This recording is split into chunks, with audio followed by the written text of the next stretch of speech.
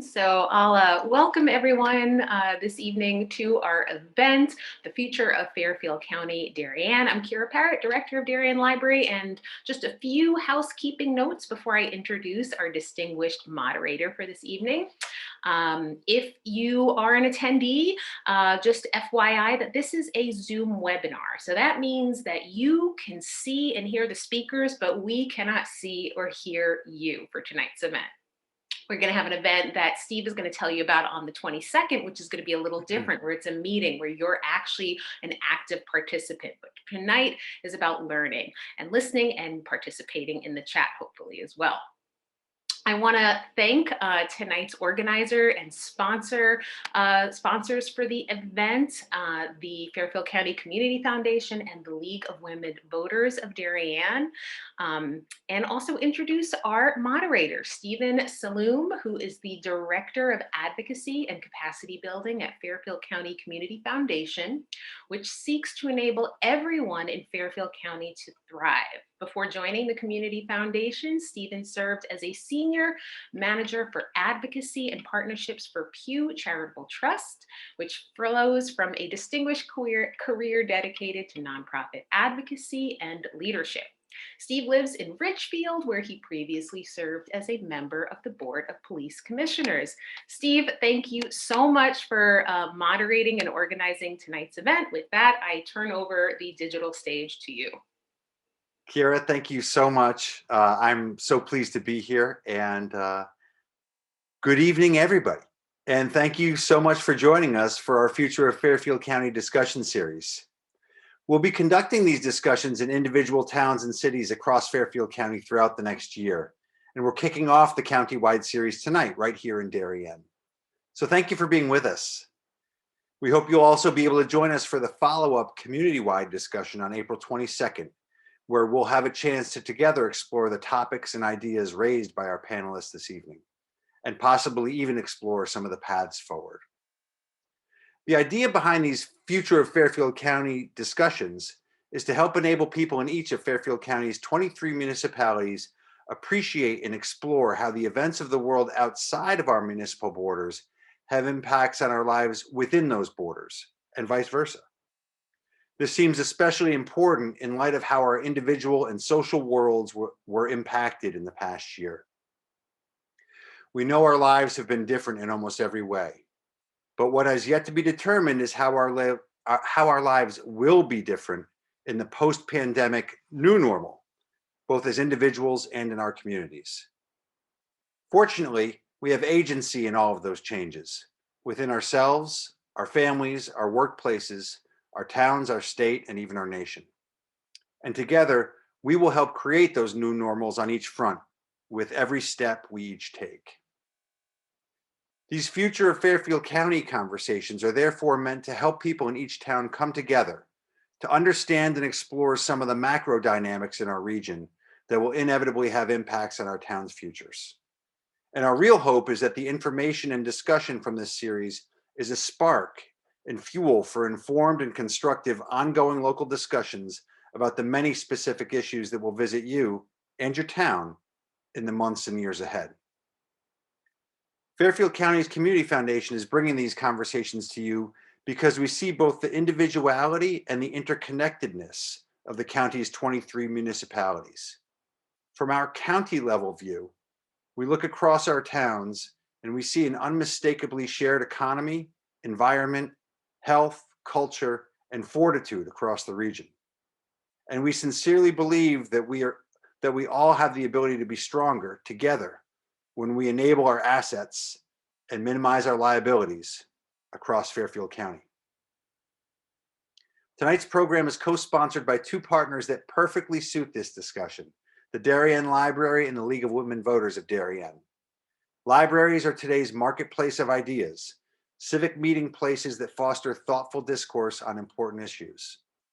And the League of Women Voters has for generations been a leading source of constructive, nonpartisan civic discussion.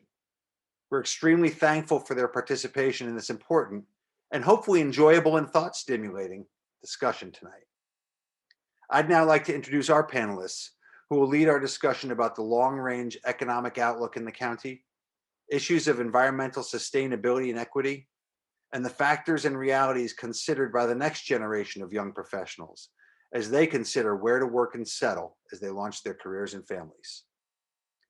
Peter Denius is the president and CEO of Advance CT, a nonprofit organization that works to engage, retain, and recruit businesses and advance overall economic competitiveness in Connecticut. He arrived at Advance CT in August 2019 as an accomplished private equity and venture capital professional who helped realize commercial and economic opportunity by connecting ideas, people, and capital. For the previous 17 years, Peter worked for Flag Capital and Management and its successor, Aberdeen Standard Investments, based in Stamford, Connecticut. Alyssa Norwood manages the certification process, oversees action development, and provides legal counsel to Sustainable CT, a statewide organization that helps communities strive to be thriving, resilient, collaborative, and forward-looking, build community and local economy, and equitably promote the health and well-being of current and future residents while respecting the finite capacity of the natural environment. Alyssa earned her Juris Doctor and her Master of Public Health from the University of Connecticut and her Bachelor of Arts from Harvard University. She formerly served as project manager for Connecticut's Legislative Commission on Aging, where she led its Livable Communities initiative. Alyssa has also worked for the Connecticut Association of Directors of Health and the Connecticut Health Foundation, and she began her career as an attorney at the law firm of Robinson and Cole. Prerna Rao is an active member of the Young Lawyers section of the Connecticut Bar Association and the founding attorney of Omnia Law, which provides a range of legal services for individuals and businesses throughout Connecticut. In 2019, Prerna was named a new leader in the law by the Connecticut Law Tribune. In 2017, 18, 19, and 20, Prerna was selected for the Super Lawyers Rising Star Award, among other state and national honors. Prerna is past president of the Connecticut Asian Pacific American Bar Association and serves as an elected member of the Newtown Zoning Board of Appeals. She lives in Newtown with her family. And with that, Peter, I turn it over to you to speak to the larger picture as pertains to Connecticut's economic outlook to kick off our Future of Fairfield County discussion. Great. Thanks, Steve. And it's a pleasure to be with you all this evening. And on behalf of my fellow guest panelists, I want to thank our sponsors. So like I said, many thanks to Steve, Kira, and the rest of our sponsors, Fairfield County Community Foundation, the League of Women Voters, and of course the library. It's great to be with you tonight. My name is Peter Denius, as Steve introduced me. I'm the president and CEO of Advance CT, and I'm happy to be here tonight to cover a few topics on Fairfield County and Connecticut more broadly. I'll start just by giving you a quick thumbnail on what we do at Advance CT. I'll then show you some data on Fairfield County specifically, and then we'll talk a little bit more forward-looking about where Connecticut, and by extension, where Fairfield County is headed in the economic development landscape. So first, just very quickly, who is Advance CT and what do we do? We are a private nonprofit, as you can read here. We are focused on job creation, new capital investment in Connecticut through economic development, most particularly business attraction, retention, and expansion. We work very closely with the governor and his economic development team, specifically the Department of Economic and Community Development, or DECD as it's known. And I am in very frequent contact, like multiple times a day, with David Lehman, who's the governor's chief economic advisor, Glenn Thames, and the rest of the team at DECD. You can think of us essentially as a public-private partnership that works as almost like an extension of the state. And we're very focused, as you can see here, on business attraction and retention. And we'll talk a little bit more about that in just a minute. Just very quickly, why am I here? Why am I in this role, which I've been in, by the way, for about 15 months? And the reason is coming from the private sector in the investment world, I was approached about the job And to be totally honest with you, at first I said, no thanks. This is not my cup of tea. I don't know much about it. And I came to make a long story short, I came to be convinced that we have an opportunity in Connecticut. And that the state had really not done a particularly good job since the financial crisis at recovering. As I think most of you know, our job growth has been anemic since the global financial crisis. And Connecticut's a small state, 3.5 million people, 1.6 million in jobs. And I saw, again, the opportunity to make an impact and help move our state forward by simply executing a business development strategy and working in close partnership with the governor and his team. Here's just a simple graphic of how we describe our areas of focus, and we call them lanes, right? So upper left, as I've already said, business retention and expansion, helping companies in Connecticut hopefully stay here first of all, and then grow and expand and troubleshoot and problem solve and help them grow. In the upper right, obviously business attraction, focused a bit more out of state, thinking very tactically and strategically about the companies that we can and should recruit to Connecticut, and thinking through what our value proposition is, using our network in state and out of state to facilitate that whole process. Business marketing, obviously out of state focused, really focused on changing the perception of Connecticut, which many of you know isn't so great, hasn't been historically. It's been a long time. Connecticut gets poorly ranked in business friendliness surveys, etc. We're working on changing the perception as well as the reality as I move over into the bottom left quadrant. And what can we do? What levers can we pull to actually change the reality of doing business in Connecticut? How can we address Connecticut's biggest challenges and obviously do that in partnership with the private sector, with the governor and his team, and our towns and municipalities, including you all. So now let me transition and just give you a snapshot of the Fairfield County economy. So we're just talking about Fairfield County, which, by the way, accounts for about 1/3 of the total state gross regional product, which is the equivalent of GDP, but obviously on a state level. I'm sure you're not surprised to see financial services and other professional services basically taking up or occupying about 1/3 of Fairfield County's economy, followed obviously by manufacturing. Healthcare is quite big, particularly when you look at jobs. I want to focus on these three. These are 3 of 5 sectors that we are very, very focused on, both retention and expansion and recruitment. Financial services, obviously, again, Fairfield County's biggest sector, traded sector, as we call it, 27,000 jobs, about 16% of the regional economy. Advanced manufacturing, 15,000 jobs, about 4%. And then bioscience, which is quite small today, but has got a very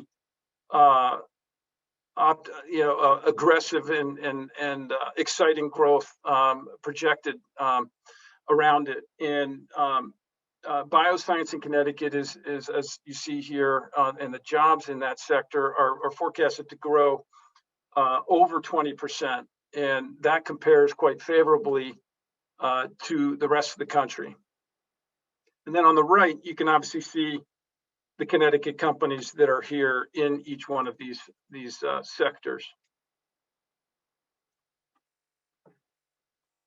Now to speak to the impact of COVID on the economy, both statewide as well as in Fairfield County, which on the left chart, Fairfield County, I know this is a little hard to see, so I apologize, Fairfield County is in the dark blue line. The U.S. overall is in the light blue line. The state overall is in orange. In the Northeast, in I guess I would call that yellow.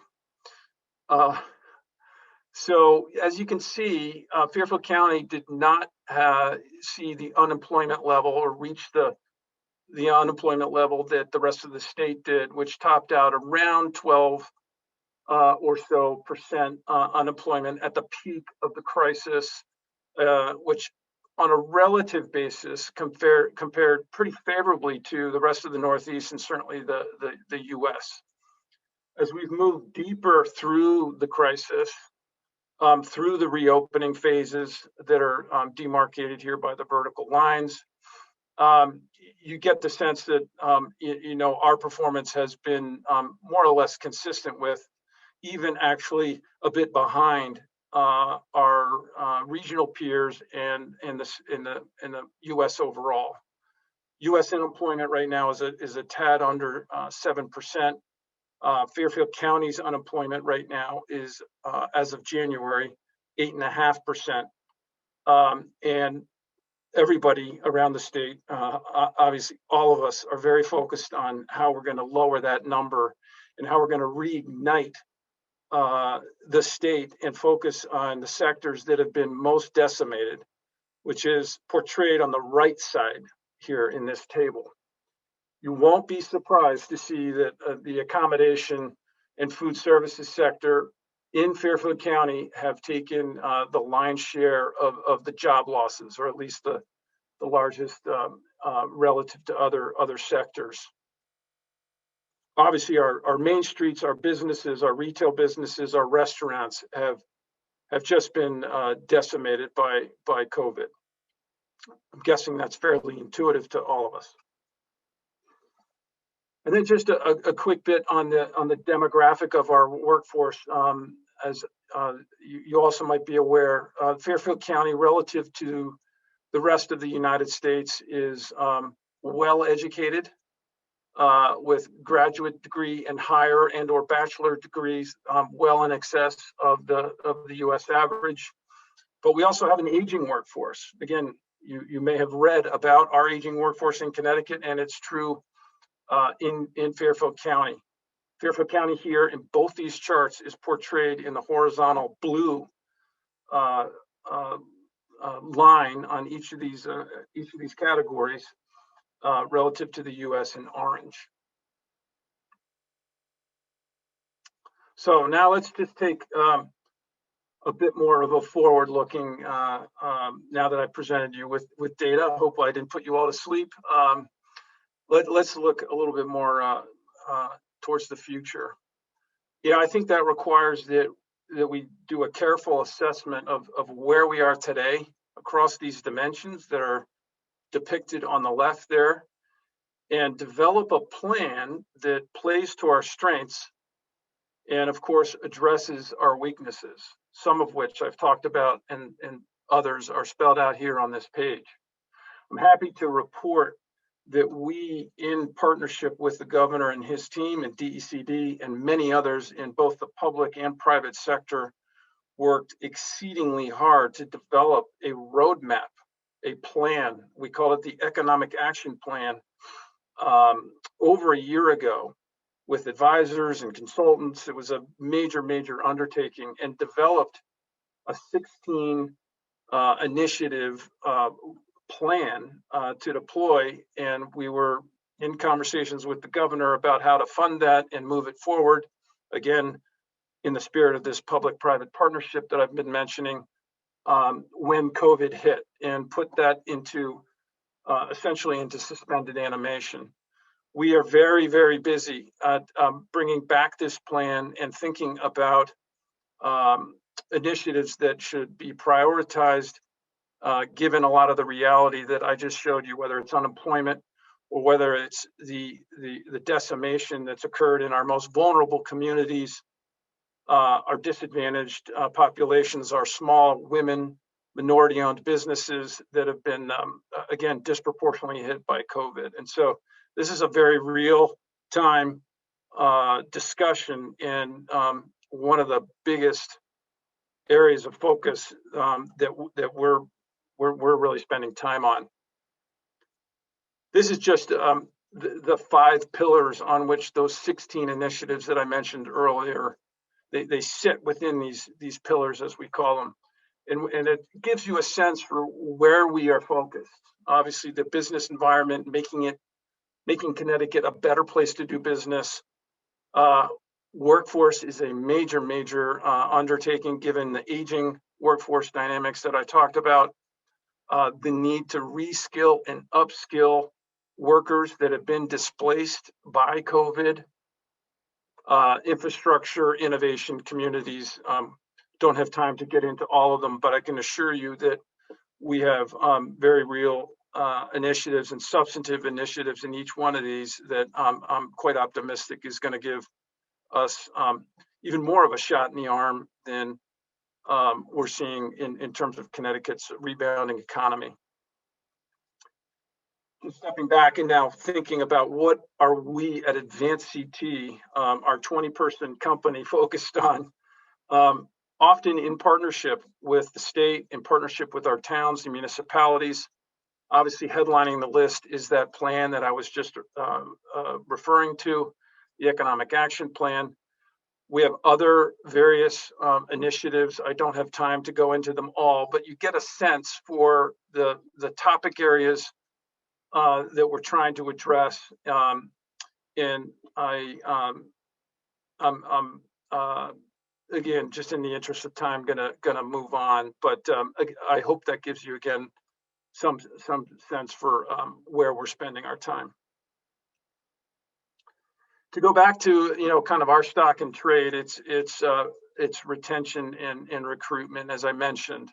I'm happy to report that we've had a number of wins in Fairfield County.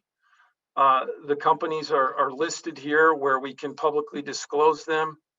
I'm guessing some of these are familiar to you. Some are actually quite recent, including Bridgeport Boat Works, which was just announced today.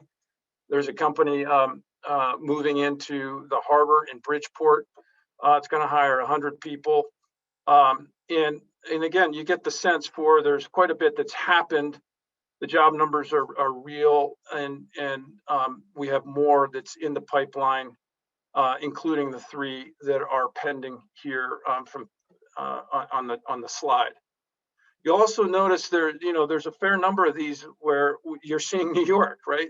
People leaving New York or companies leaving New York, and that's going to be supported by the migration that we've seen to Connecticut out of New York, which is up over 4x from where it was in 2019. This is United States Postal Service address changes to Connecticut from New York and other states. And again, in solid blue there, you can see the numbers that we've had coming into New York. I'm sure you all anecdotally are observing it, whether it's in the real estate market here locally or otherwise. We've had a lot of people moving to Connecticut. And trust me when I tell you, it's been a long time since Connecticut's been able to say that. And so we have an opportunity to capitalize on that, to keep those people, to bring businesses here to Connecticut that those people might be working for. There's a whole new paradigm, obviously, with work from home. Connecticut has many strengths for us to be out talking about, some of them shown here on this slide, whether it's our schools, the high quality workforce that we have here, and certainly our healthcare system. These are the factors that really matter, not only to employees and part of the reason that people are here, but also to employers that are very focused on these issues. I think only more so now as we get into the very late stages and hopefully near the end of this pandemic. And then last point, I think that's my last slide. Yes, I'm going to have a how can you help slide. So we're going to talk about that in a second. But I'd say the last thing that I want to highlight is, and part of the reason why Connecticut is seeing migration is, to be honest with you, it's the performance that we've had on vaccinations. Connecticut, if you're not aware, is literally one of the top 3 or top 5, depending on which source you use, states for getting shots in arms. This has been a major, major win for Connecticut. We're getting a lot of press for it. And I honestly think the governor and his team deserve a lot of credit for rolling this out as aggressively and effectively as they have. I don't want to diminish at all, and I know we're going to talk about more about the impact this crisis has had on our state. We have a lot of work to do. We have a lot of work to do in our most vulnerable communities and making sure that we continue to develop and promote an economy that is diverse and inclusive and in all its elements. And so that's very much part of that thinking of the economic action plan that I talked about earlier. But I do think the vaccination has gone well.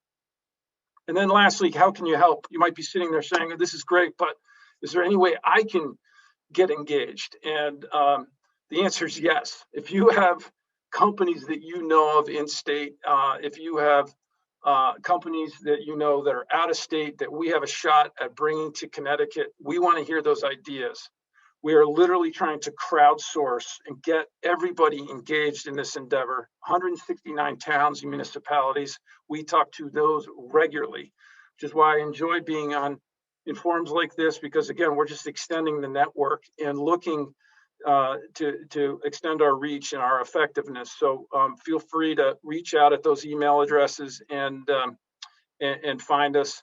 And then finally, if you have properties and sites, either in Darien or sites around Fairfield County that you know about that could be attractive to either current existing companies or companies outside the state, we have a service and a website where we promote those sites. We want to get them on there. It's called Site Finder.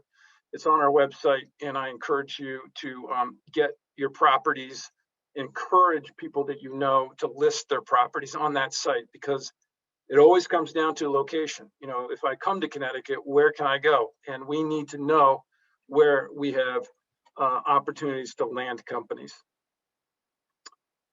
Steve, I think I have run through my slides. I'm going to stop sharing and hit pause and let some others get involved here. Peter, thank you so much. It's really great job with the slides, by the way. That's a lot of information to convey. And it is, you know, from my perspective, very interesting. We have challenges in Connecticut. And I think if you don't mind, after this, I'm going to ask you for the slides so we can have them for the discussion, because there was some more granular information there that I think we'd like to go through too. So thank you very much for being with us tonight. You bet. Next, we'll hear from Alyssa Norwood, who I mentioned before is from Sustainable CT. And Alyssa, why don't I just turn it over to you and let you tell us what you'll be talking about tonight? That's great. Thanks so much for the opportunity to be here. I'm just going to go ahead and share my screen as well. And thank you all for being here on a beautiful evening. I'm appreciative. So hang on while I play from the beginning. Okay, hopefully you all can see that. So Peter set us up beautifully and spoke about the economic circumstances, both in Fairfield County and contextualizing them more broadly. So I'm here to talk to you about sustainability in the context of sustainable CT. I see many friends on the participant list. I'm only sorry that we're not in a setting where we could be more interactive, but thanks to all of you who are already involved in sustainable CT, have worked assiduously to make Darien a certified community. Darien achieved bronze certification recently. And I'm going to talk to you not just about sustainable CT specifically, but to contextualize our program in this broader topic of sustainability, which we define broadly and is very much inclusive of the economy, in addition to equity and environmental sustainability, and what that all means for the future of Darien in the context of Fairfield County. One more thing I'll say about sustainable CT is that I work at Eastern Connecticut State University out in Willimantic, which manages and oversees the program. So many of you are already familiar, but for those of you who are not, Sustainable CT is a voluntary certification program for municipalities with the goal of accelerating local sustainability action. Again, broadly defined, you could see our vision here. It's one of inclusivity, innovation, and this balancing of needs of not just of the natural environment, but also the health, well-being, and local economy of Connecticut communities. So, I talked a little bit about who we are. I talked about how we are situated out at Eastern Connecticut State University. A lot of folks are curious about how Sustainable CT is funded. So I just wanted to name and thank Sustainable CT's 3 founding and continued funders, which are the Smart Seed Foundation, the Common Sense Fund, and the Emily Hall Tremaine Foundation. We are not a state-funded entity. We're completely philanthropically funded, and also recognize and appreciate the generosity of a growing number of community foundations who have funded our work, including the Fairfield County Community Foundation. And the very idea of Sustainable CT was incubated in the Connecticut Conference of Municipalities Task Force on Sustainability. So it's mayors and first select people, some of whom might even be on this call, who helped articulate the vision of Sustainable CT as this idea of local actions having statewide impact. So we are humbled and grateful by the breadth of participation in our program. Darien is one of 119 communities statewide that is now participating in Sustainable CT, which launched in late 2017. So we recently had our 3rd birthday a few months ago, recognized our first cohort of certified communities in 2018. Certification lasts for 3 years. So this is the first year that communities are coming back to our doorstep to be recertified, which is an exciting prospect for us. You could see on the graphic, blue denotes towns that are participating. The bronze, silvered colored pins denote our certified communities, and the colors correspond to the level of certification. So we currently offer 2 ways to get certified. You can achieve a bronze level certification, or silver is currently our highest level. And you can see we have 61 communities who are currently certified, with that number growing. So I'm going to leave this topic to Prerna because she's going to talk about it next. But before I delved into my material a little bit more specifically, I just wanted to share a resource with all of you. So for folks who are familiar with Sustainable CT, you all know that we have a very talented cohort of folks called our Sustainable CT Fellows. They're Connecticut undergraduate and graduate students that work full-time for Sustainable CT every summer. They're housed in the state's 9 councils of government, with the goal of helping communities prepare their applications for certification. And the group that we had last year was incredibly motivated, and together they put together this webinar called A Young Vision for Future Connecticut Communities. So Prerna is going to have not enough time, as these are huge topics for all of us to cover, and we'll probably just whet your appetite. But if you want more, Stephen, you graciously mentioned that you're going to be collecting slides afterwards. So this link, which you can also find on the Sustainable CT website. If you go to the webinars tab, there are past webinars. If you want 1 hour of a really thoughtful outline heard directly from Connecticut's 20-somethings of what they'd like for the future of Connecticut, I encourage you to take a look and a listen after you hear what Prerna has to say. So in terms of what I'm going to talk about, I mentioned that Sustainable CT has a really broad definition of sustainability. The vision for what would be in the program and in the roadmap is really the collective process of 200 plus folks from across Connecticut, representing every town, every discipline imaginable, trying to think and put together this cohesive vision for what does it mean to be a sustainable, thriving community? What are the things that we care about, and what do we need to address for the future of Connecticut? So for folks who are familiar with our roadmap and have been to the website, you'll recognize these as the 13 categories that are nested within our program. And if you were to go to our website and click on any one of these, you'd find very specific actions that a town can take. So, I appreciated, Peter, how you drove people toward action, because if you're listening, you obviously care. And if you care, you want to do something. So if this is not a list that you're already familiar with, I encourage encourage you to go to sustainablect.org, click on the Actions and Certifications tab at the top of the page, and it'll bring you to our action list. And they're very detailed steps that your community can take. Darien has done several things on the list, and if you're interested in seeing their application, that's also up on the Sustainable CT website. But the reason I include this is, we have maybe a vision in our head when we hear this word sustainability, what that means, and it might conjure images of open space and environmental conservation. But you could see the vision here is really much bigger, and it includes the arts and housing and resilient planning and transportation, and recognizes the interconnectedness of all these things. And at the top of the list, it's inclusive and equitable impacts. So you could see on the right, Sustainable CT is really deeply committed to communities thinking about equity and the importance of ensuring that every voice in a community is heard and considered, and also thinking regionally and statewide, thinking about what the state looks like as a whole, what the nation looks like as a whole, and asking those very difficult and introspective questions around, if my community is not representative of a broader population, why is that? Who's here? Who's not here? And what choices can my town make going forward to make this a place that's inclusive, welcoming, and where anyone, regardless of their identity, might see themselves and feel safe and included.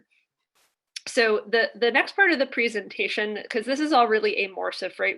These are very amorphous concepts. I can show you these lists and ideas and concepts, but yeah, well, what are towns doing? So some of these examples are from the Fairfield County region. Some of them are from elsewhere in the state, but I hope that, you continue to use and think of Sustainable CT as a learning laboratory and a place of professional peer sharing among municipalities.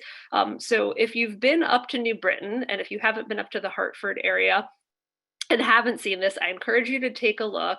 You probably know CT Fast Track was really an incredible catalyst for some incredible development. So the city of New Britain built what they've called their Beehive Bridge. It's part of a really extensive commitment to complete streets. Most of you, because this is a sophisticated audience, probably know the term complete streets means a street that considers all users. So for a long time, we've designed our roads in a way that's very car-centric, and very specifically car-centric around people driving alone in their cars, but there are lots of different ways for us to move on bikes, walking, carpooling, public transit, rideshare. There's a lot going on in the world of transportation. So Complete Streets think about, how do we design a streetscape that's welcoming to all users?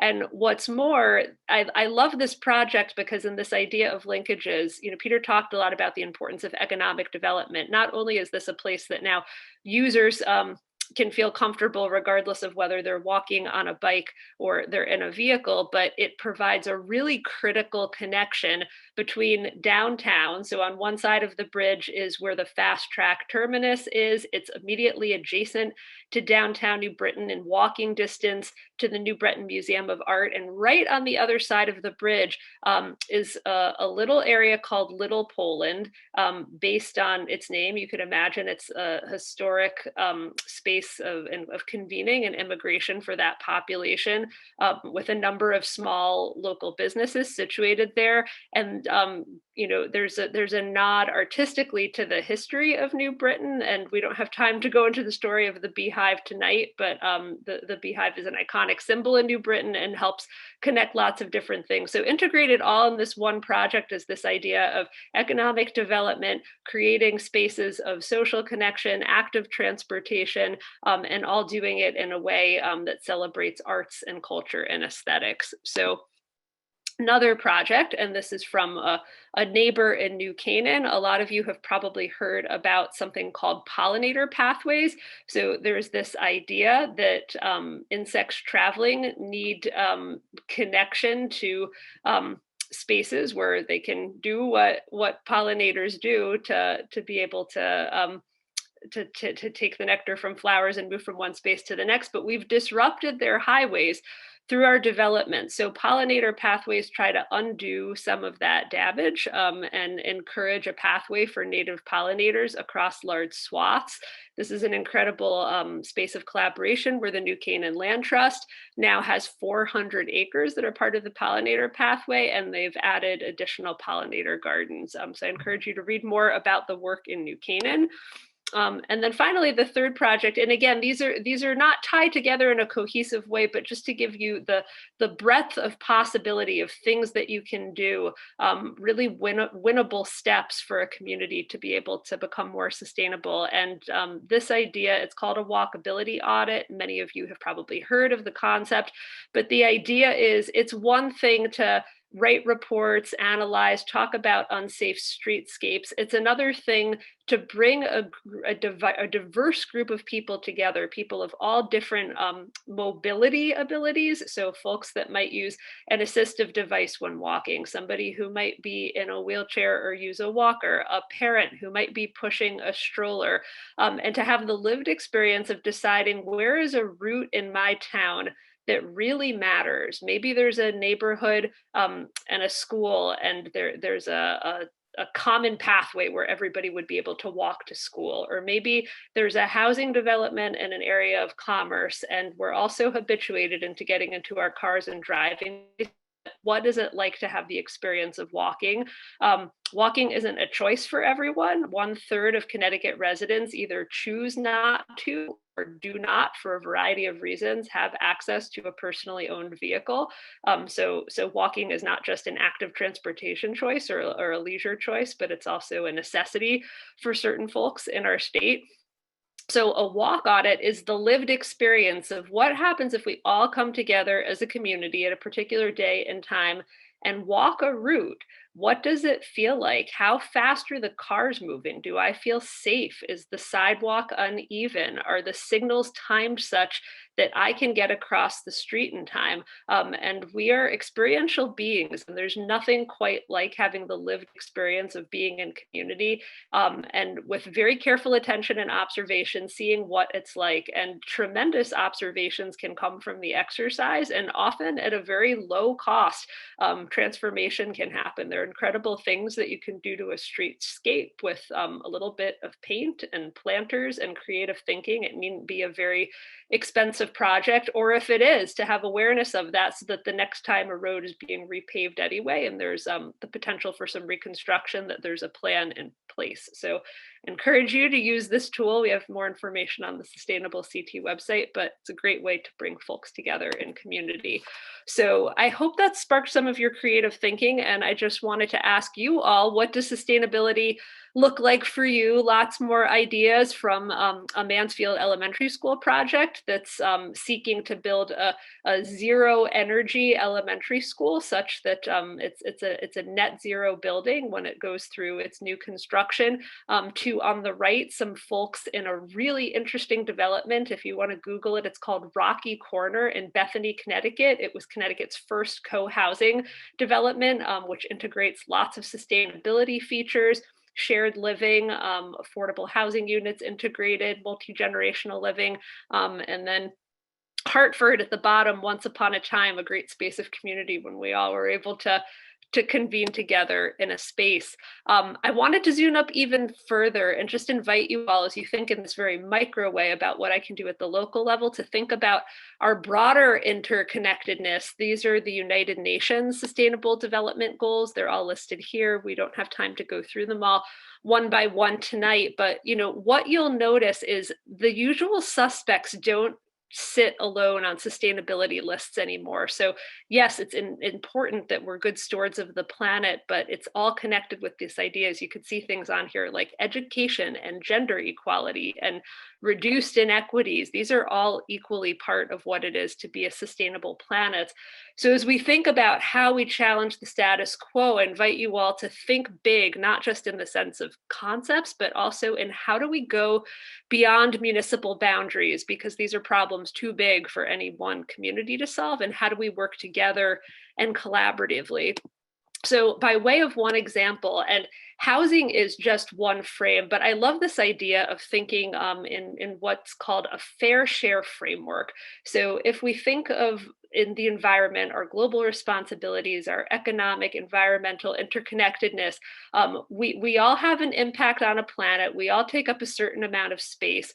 What is our fair share? And I think we're all aware on the international scale, the extent to which the United States far exceeds its fair share of what's appropriate for the use of planetary resources. But that's big and that's solvable ultimately, but not necessarily in the context of a municipal discussion. But what is solvable? So this is a map that Open Communities Alliance put together. For those of you that aren't familiar, Open Communities Alliance is a statewide social justice organization that's focused on housing. On the right side is a map where it's allocated this idea of what does a fair share look like if you were to calculate Connecticut's statewide affordable housing need based on a variety of different criteria.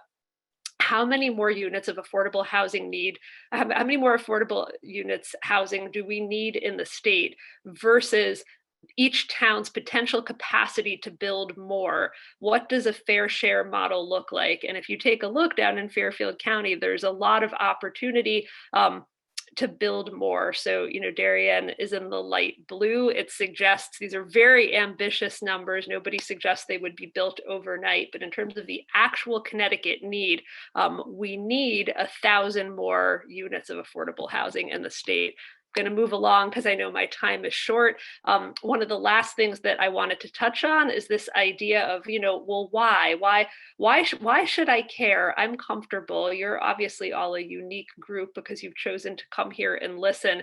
But for those of you that go out into the world and might want to be persuasive or engage in some dialogue with others, I just wanted to remind everyone what I hope is at the forefront of consciousness, especially as we look on the right at the tracking the spread of coronavirus globally, that we are all interconnected and we all need to be very aware and vigilant around our shared sense of vulnerability. Very much at the heart of sustainability is this idea of preserving human health. The impacts of climate change on human health are significant. We will only see more impacts as we move forward and climate change accelerates. So again, this idea that we're all in this together, we all breathe the same air, we all drink the same water. There are no municipal boundaries when it comes to these resources and others. Also, in thinking about any conversation around sustainability, I want to remind everyone to confront our human-centeredness. This is a website that you could look at more deeply. We don't have time today, but this idea of for so long, we've been in the space of human-centered design. There's a movement toward another term, environment-centered design, where we think about ourselves. I love the phrase when people talk about humans and animals instead to talk about humans and non-human animals, and reminding us that we're animals too in the scheme of everything. And I'll just close by asking you to contemplate our smallness within the vastness. For those of you who've never seen it, Carl Sagan, there's this wonderful narration to this video called The Pale Blue Dot. It's really phenomenal. It's very simple. It's a camera that shows the Earth, and then it zooms out and out and out. It was attached to a vessel that was moving far from the Earth until you see the Earth as nothing but a pale blue dot. So it's a wonderful moment, if you've not seen this 3-minute video, to contemplate our smallness within the vastness of it all, and whatever moves you and inspires you, whether it's astronomy or art. The left paintings, they're paintings as part of a series by an artist who I love. Her name is Yael Harris Resnick. But again, whatever motivates you, inspires you to think about sustainability and moves you toward action locally, to be reminded this is the one planet that we know is here. We might have neighbors, we might have friends. There's some very interesting conversation about whether or not we're alone in the universe. Statistically, the data suggests that we're not, but in terms of our known knowledge, this is the one Earth that we have. So this incredible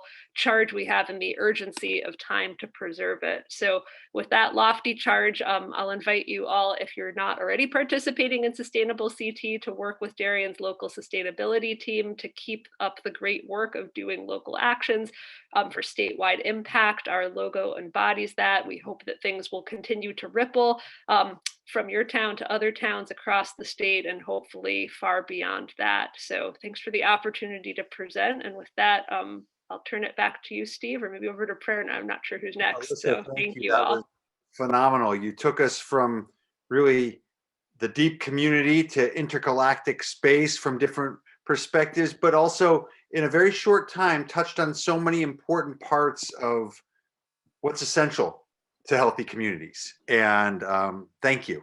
A phenomenal job. Really appreciate it.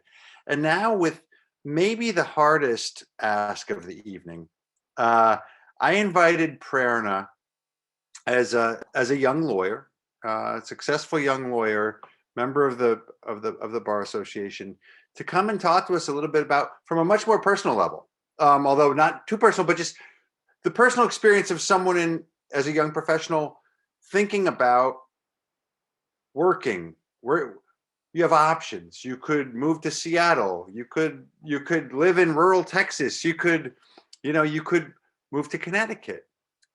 You could work in New York City. You could live anywhere in the tri-state region, or you could work and live in Connecticut and work in Connecticut. What are the choices that a young professional faces these days? What is it like for you and your colleagues as you're contemplating these questions, thinking about Connecticut? How does it stack up to others? Both Peter and Alyssa touched on some of the qualities that Connecticut has to offer, and also some of the challenges that it has. So, Perna, let me turn it over to you, but I want to also thank you in advance for taking the time to share your perspective with everybody, because it's really important. Thank you for having me. I absolutely love everything that Peter and Alyssa have said, and it's hard to follow up. I think, Alyssa, you left us with such a vast perspective, trying to, I guess, be very localized with this and what you've asked me to speak about, Stephen. So again, thank you for having me with this discussion. I think this is a fantastic discussion. I wish and I hope that these discussions continue. I think they're really important. And I will preface this by saying that everything I have to say is probably intuitive and touched upon a lot by what Alyssa and Peter have mentioned in general about business growth and about sustainable options and being able to grow in a way that makes sense, or build out in a way that makes sense, and having a plan in place. So just a little bit of context. I've been an attorney for about 9 years. I love what I do. I do a lot of litigation and business transactions. I've grown up in Fairfield County. I've grown up in Bridgeport and Trumbull. I've lived in Norwalk, and now I live in Newtown. And I have my own practice called Omnia Law in Trumbull, and I used to work in Stamford for 5 years. And I did that whole commute, first from Norwalk to Stamford, and then from Newtown to Stamford. And the commute, that's one definite big factor that I know a lot of folks are considering, and I'll get to that in a couple minutes. Also, my husband is an attorney as well. He's a partner at Cohen & Wolfe, and so we actually canvassed our peers, fellow colleagues, as well as some other people that we know, to help kind of answer this question for you. Just to answer on a personal level, when it came time to buy a home, we looked, at the time I was working in Stamford, my husband was working in Danbury, and we looked in a lot of places in Lower Fairfield County. Ideally, because of the traffic and rush hour issues, we wanted to buy a home closer to Stamford than otherwise, but ultimately we decided to live in Newtown. And we've been here for about 6 years. We love it. We're pretty involved. I serve on my local zoning board of appeals, and we try to take part in various events and programming around town whenever we can. Some of the things that make Newtown in particular attractive to us over some of the other places that we did look at around Lower Fairfield County is accessibility to other places in the state. One of the things I really lamented when I was working in Stamford is my complete inability to partake in bar association events or just general events or programming happening anywhere outside of Fairfield County. It was almost impossible. You lived in a bubble and you couldn't get out of that bubble. And so just being able to live somewhere outside of Lower Fairfield County afforded us the ability to stay in touch with friends and colleagues and family in other places in Connecticut. Some of the other things that we love in Newtown is just its sense of community and pride. Newtown has always had a reputation for being really, again, I grew up here in Connecticut, so Newtown has always had that reputation of being very community oriented. And since we've been here, we love, certain things that really stand out, I would say, to the livability in this town is Fairfield Hills campus and its use as public trails, soccer fields, community center, and even having like movie nights in the summers for kids and their families on the soccer pitch. And Sandy Hook, just being able to have a place that's downtown, it's walkable, again, access to nature, but also access to restaurants and shops, and things like that. I'm just scrolling down some of my notes here. I do want to say a quick reminder that millennials, which I'm in the millennial generation, but we are in our 30s. We own property. We're professionals, homeowners, parents. So I think that the perspective of trying to figure out, okay, what millennials are looking for and things that they value, I think is really important. And let's see. So one thing that, a quote that kept coming to mind, there's a silly movie called Step Brothers. It's a Will Ferrell movie. And one of the quotes from that movie is when the two main characters were looking around and why they found a place desirable, one of the quotes was, "There's so much room for activities." And I think that really gets to the heart of, in a silly way, but it gets to the heart of really what we're looking for. It's not really about living in stuffy neighborhoods, so to speak, or being in isolation in the middle of the woods, because I think that era of having a place that's easily commutable to New York City and then going and living, amongst the trees in isolation is gone.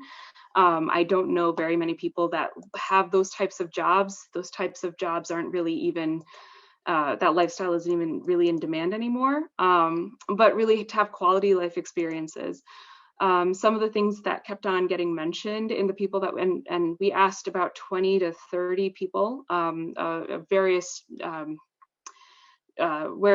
walks of life, a lot of white collar professionals, people in our age from late 20s, 30s, and early 40s, some of the things that they valued. So walkability to two things, just having things to be able to be around and visible public spaces.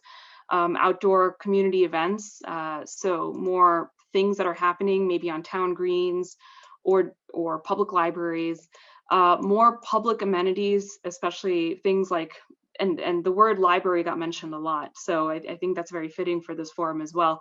Many people said, I just wish there was more things that we could do, more places that we can maybe learn new skills or go meet more people, have more programming and events. And I'm not saying we have to have a downtown restaurant street or a street of shops or strip of shops and things like that in every downtown, but maybe just have more events and programming happening for not just little kids, but also adolescents, adults, families, things like that at libraries.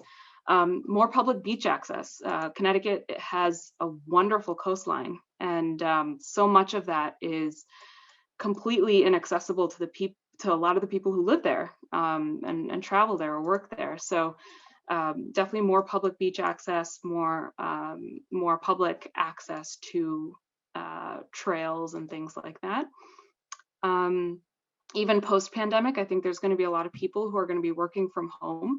So that need, again, to be within a certain mileage from New York City is not as great. And so there needs to be other things to attract people here. Obviously, the number one thing is obviously schools. I think people, especially my husband and I, knew that we wanted to start a family. A lot of our colleagues and peers also wanted to start families. So of course, we're looking at the schools. But there's a lot of great schools, especially around Connecticut. And it's one of the things I love about Connecticut, that we have that value of education within our town. But there's not as much of a need to have to spend or shell out a lot of money for the kind of properties that we think about. One example, an extreme example might be Easton, that has one blinking yellow light.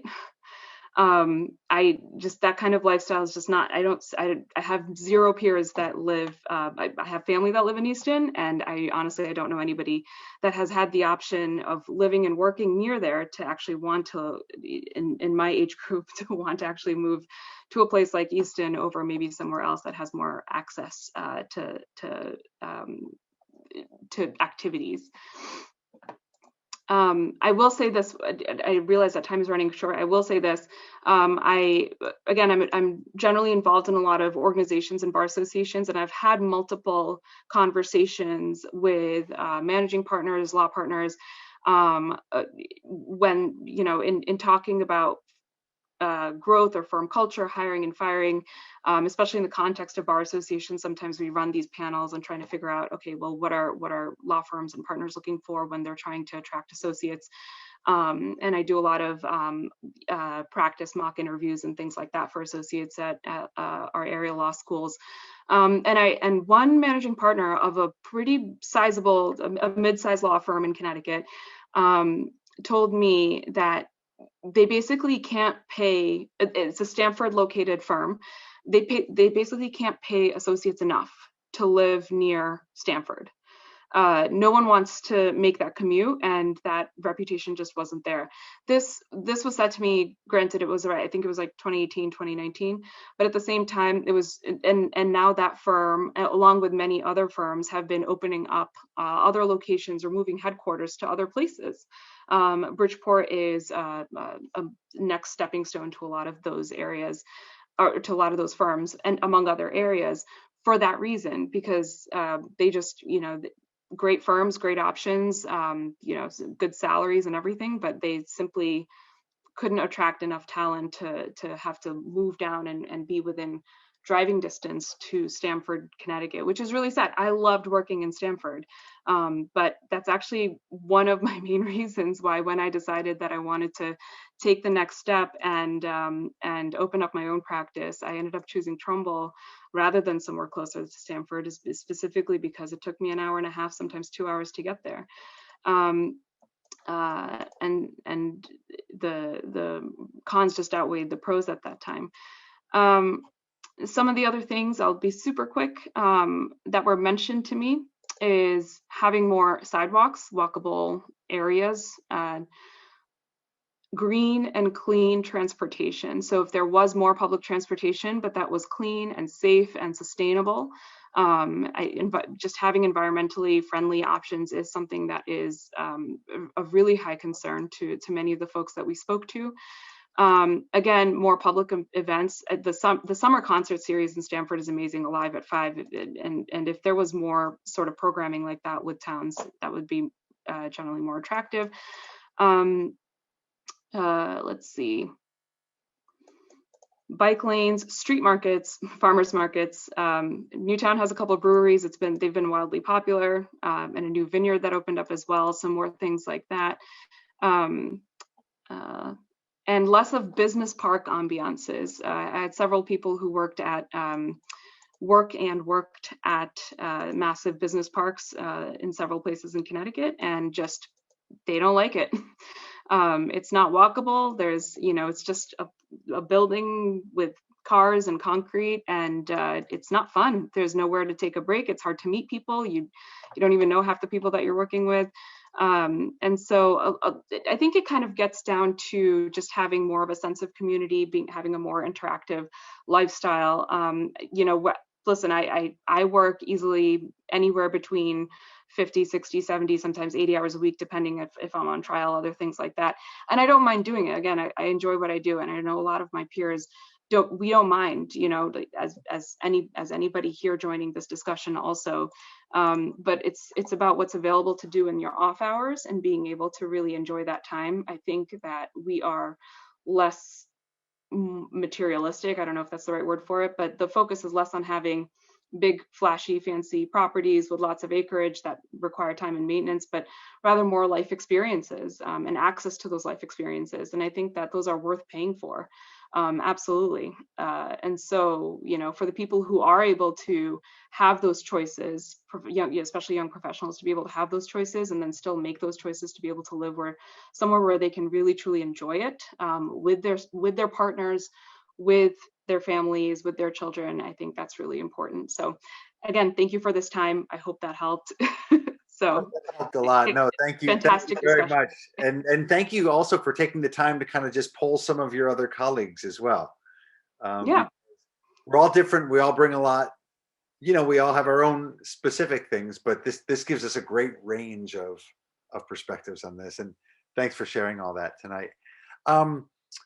Karen, we had Karen is moderating this tonight, or doing the tech side of this. We had a poll, and if you don't mind, Karen, perhaps bringing up the poll for people, because what I'd like to, as I close tonight, I'm mindful of the time too, and we're getting to 8 o'clock.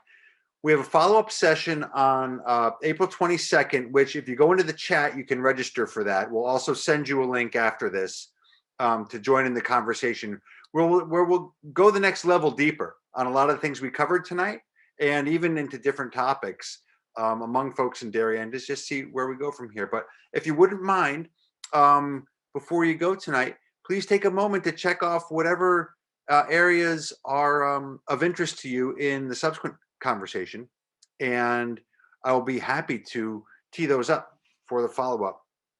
Also, before we go tonight, I want to also let you know, feel free to email me.